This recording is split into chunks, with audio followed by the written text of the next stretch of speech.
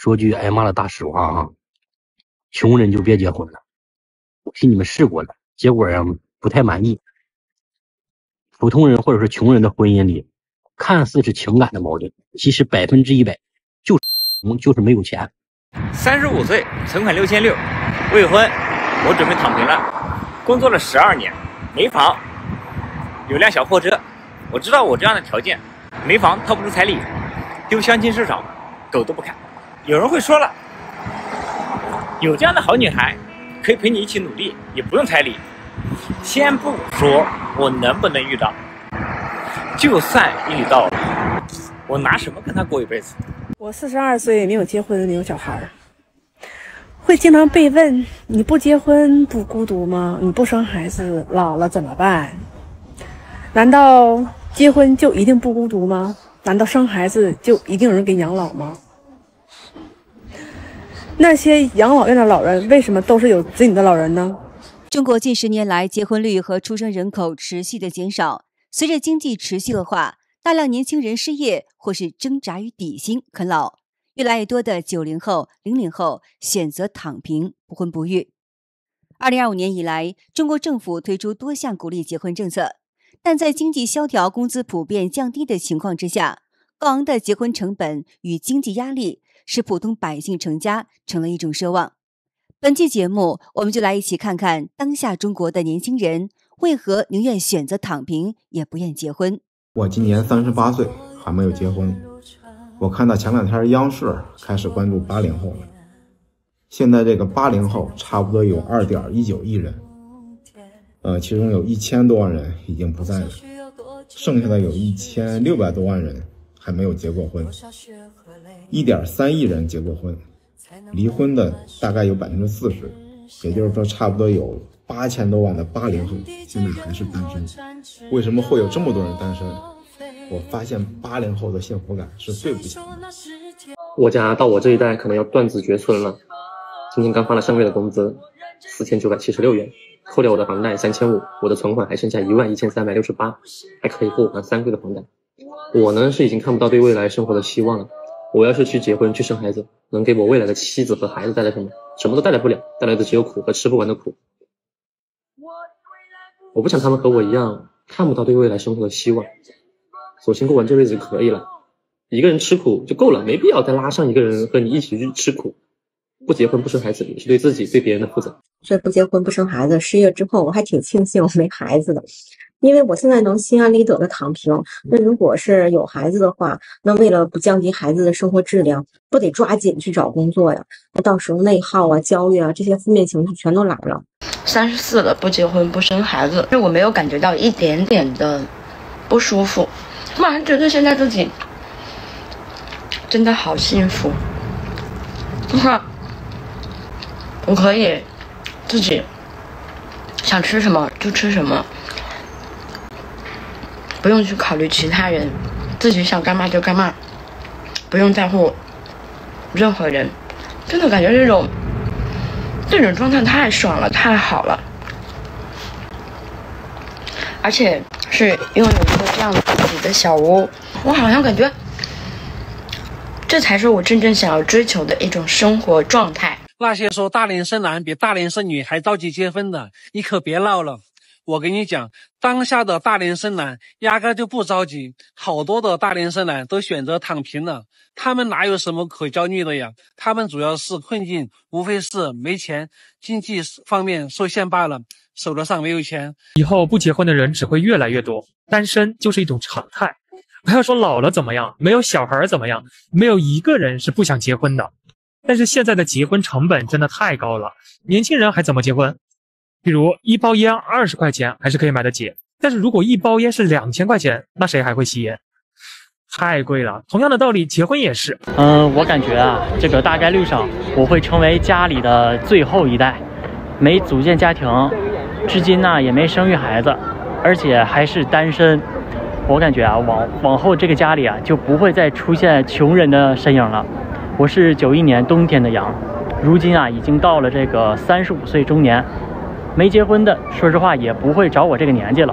況且啊我還失業1年半，一個男生22歲大學畢業，社會卻希望他在27歲的時候就能結婚。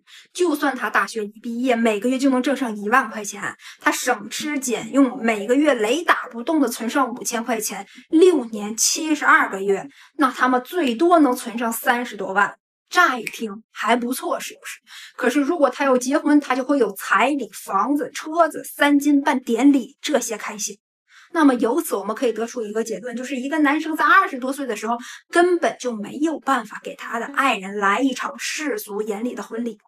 一位32歲的張先生向海外的中文媒體透露，因為付不起28.8萬元的彩禮，只好與女朋友分手，而且婚後開支大，房貸車貸養孩子都需要錢。他看着身邊親朋好友結婚後雞飛狗跳，離婚率極高，他也不想過這樣的生活。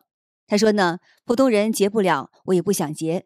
我是幾千塊錢真不夠養家的，我也買不起房，想結都能結，但掏空我家的這一輩子積蓄，甚至說要去負債。你要去想，婚後能不能維持得住？沒錢直接就離婚了。不要覺得養兒一定防老，他不啃你老就不錯了。另一位41歲的王先生也表示，天津房價跌回10年前的水平了，跌幅超過了1半，幾十萬元就能買一套房子。但現在普通上班族的月薪大概都只有3、4千塊錢，溫飽都成了問題，沒有長輩的托舉很難結婚。不知道你們現在有沒有發現，很多適婚青年選擇躺平，不結婚不生子，這絕非因為他們不懂愛。以我老家為例，200多人的小村莊，竟有10多位30出頭的青年至今未婚。這並非他們不想組建家庭，而是面對高不可攀的房價、高額的彩禮以及無底洞般的養娃成本，他們被迫選擇了沉默。他們寧願孤獨終老，也不在資本編織的困局中耗盡半生。我今年呢是24歲，很普通的家庭，也很普通的我。現在在杭州呢，每個月是拿了7K多，根本就不敢想結婚的事。我壓根想象不到我到底什麼時候能結婚。我們就先不算什麼彩禮啊、3金啊、5金啊那些東西，最起碼的車跟房得有吧。車子我們就算那個10萬吧，那房子哪怕是在我們縣城100個總得要吧。但是現在房子誰敢買呢？因為我失業，我老婆回娘家了。最近失業在家，老婆雖然沒有抱怨什麼，也沒有催着我找工作，但我總感覺家裡的氣氛就不太對。我也一有機會就出門，避免我焦慮的情緒傳染給她。前2天就是因為拌了2句嘴，其實都算不上吵架。然後他就說我失業在家也有時間，也可以照顧孩子，他就想回他的娘家。回到家，我也同意了。我明白夫妻是一體的，壓力也只能2個人承擔。我這輩子是不打算結婚了，也不會有孩子了。就算是親戚刷到，我也不害怕，不丟人。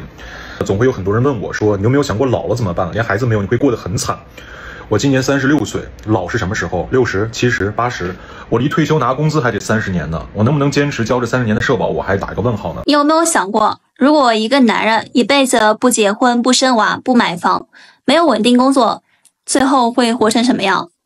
很多人呢，可能覺得他會孤獨終老，但其實現實遠比這更沉重。我今年32歲，沒車沒房，也沒有什麼存款，沒有結婚，也沒有生小孩，我的人生是不是很失敗？像我這種情況，在我們老家，我就是非常失敗的人，然後在親戚朋友眼裡，我就是一個不正常的人。有沒有和我情況一樣的？我一定會在太原找到工作的。雖然我已經找了2個多星期了，不是銷售就是銷售。